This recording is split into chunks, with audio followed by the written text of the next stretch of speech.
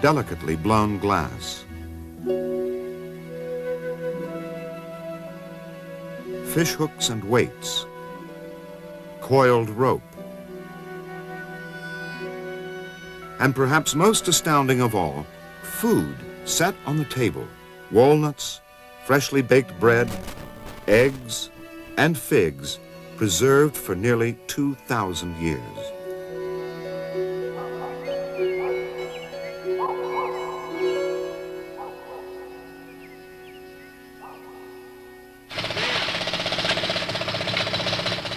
In 1980, more than 270 years after the initial discovery of Herculaneum, a skeleton was uncovered on the site of the ancient beachfront. Then 3 more were found there, igniting the archaeological community.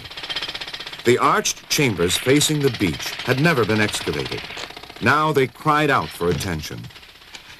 Yet no one was prepared for the landmark discovery that would destroy scientific theory on Herculaneum's final hours.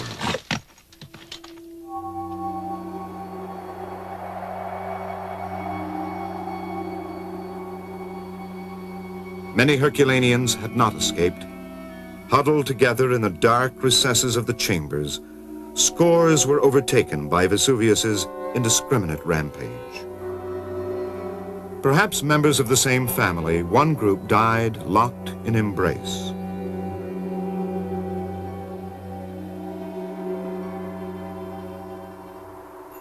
Some of the victims were found wearing valuables, gold and shining gems. Others, no doubt certain they would escape, gathered their treasure troves and carried them as they fled.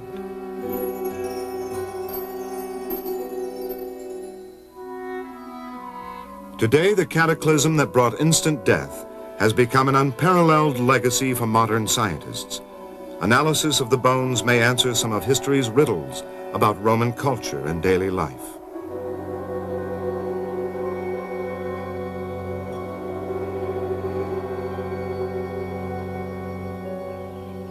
Physical anthropologist Dr. Sarah Beisel has spent her career analyzing human bones, but this opportunity is unique.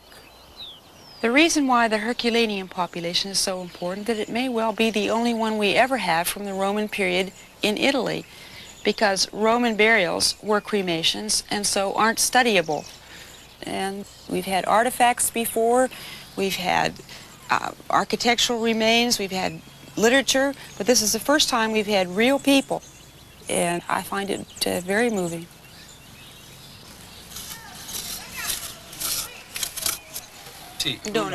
Working with chief excavator Ciro Fomocola, Beisel uncovers treasures locked in the earth for nearly 2,000 years.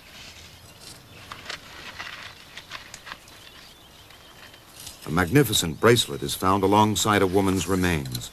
No doubt a person of wealth, she was found with much gold jewelry. I think she must have had them in her purse, since her arm is off in another direction. Oh, this one has a little chain.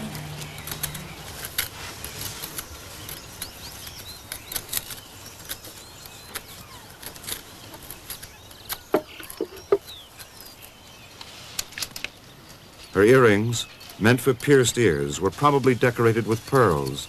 And as she ran, she carried a bronze oil lamp, futile protection against the dark. I take them out of the ground because they talk to me then. They don't talk to me as much in the ground as they do to other people.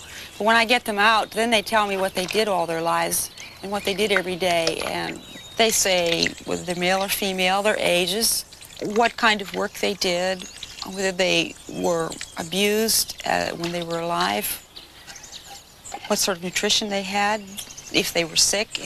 Well, I can't see all the illnesses, but some of them, they can tell me that. The women can tell me how many babies they had. They can't tell me whether they were happy or not. Questo a notizia. From a pelvic bone, Beisel is able to tell the woman's approximate age and how many babies she had. 27 anni, 2-3 bambini. She was roughly 27 years old and had 2 or 3 babies. From that little bone. hold that news. In all, Beisel will analyze some 25,000 bones. It is a monumental task. After the bones are cleaned, dried, and dipped in an acrylic resin solution to harden them, Beisel begins the process of sorting and reconstruction.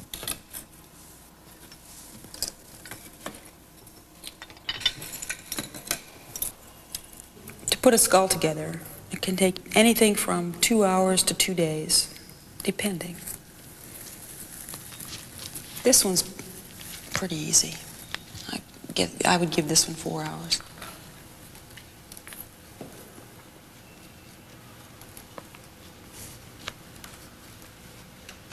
In general, I think they are pretty healthy. I haven't seen some of the gross diseases that I might see.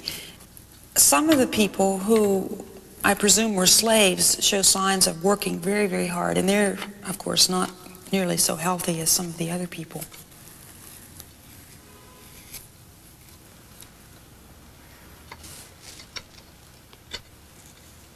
Ancient people have beautiful teeth.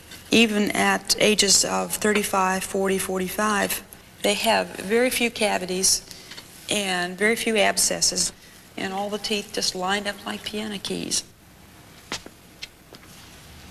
With her trained eye, Beisel is able to unravel a tantalizing mystery about two people found lying together in one of the chambers. This baby was in the first chamber that we excavated in the back part, and actually before we started taking people out, all you could see was the top of the little head, and it was being held in the arms of a young girl. So we didn't know, we knew it was a baby, but we didn't know too much about it. The men that were working with me all said, this is a baby and its mother and everything, and I looked at the skeleton of the girl holding it. It was a pre-pubertal girl, so I knew it wasn't the mother. So then they all said it must be the sister, but I'll show you, I don't really think it was. This baby was a baby of a rich family because it had jewelry on, and I don't really think that a child that was from a poor family would have jewelry. Now here's the girl that was holding her, and I'll show you why I don't think she was the sister.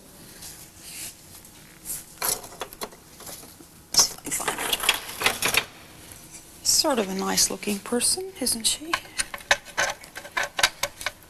Nice regular features. But if you look really closely here at these teeth, you can see the line, a really deep line, and the same here on the first molar. Now, this deep indentation into the enamel shows that when the tooth was growing, when this particular part of the tooth was forming, she just simply wasn't getting anything to eat. So that in itself does not point to a girl of a rich family. This is even more telling. The humerus. You see these places here, the attachment for the muscles here on the humerus, that's this arm bone. The attachment for the muscle here shows severe pulling of that muscle, which would really only happen in someone who was lifting things that were far too heavy for her to lift. And no daughter of a rich family would have to work like that. So I think she was a slave.